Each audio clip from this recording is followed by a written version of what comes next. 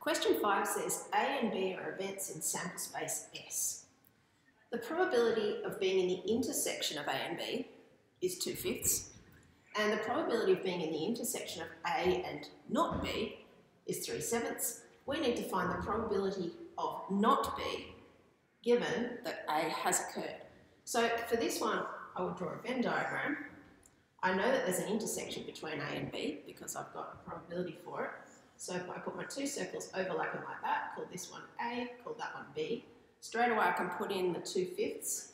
Now remember, on your Venn diagrams you can put number of members, actual members, or you can put probabilities. So in this case we're putting the probabilities. Now this part, I know that the probability of being in the intersection of A and not B is 3/7. So let's think about where that is. Everything that is not B is outside of that B circle. So it's all of everything outside of that circle. And we need the intersection of that and A. So think about shading all of not B, if this helps it make it easier for you. Shade not B one way, shade A the other way. The intersection will be the part that you've just shaded twice. So that's this bit here. Okay, shaped like a cookie with a bite taken out of it. So that's 3/7. So we can go ahead and label that part 3/7. Okay, now our question says find the probability of not B given A. Now if you're given A, that means you've put a spotlight on A, you're only interested in the things that are inside A, and we're saying what's the probability that B didn't happen? Well, here's the probability that B did happen, and here's the probability that it didn't. Now you have to be careful because what's the probability, what are we talking about this being out of here? The probability of A in itself is 3/7 plus 2/5, isn't it? That's like the whole of A.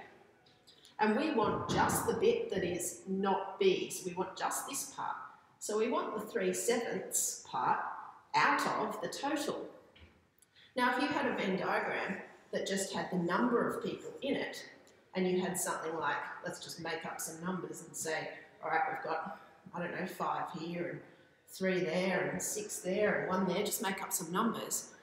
If we asked you what is the probability of not B given A, what would you do? You'd think, well, I'm only interested in the people in the A circle. What are the chances that they don't do B? Well, these ones do B, these ones don't. You'd say it's 5 out of 8.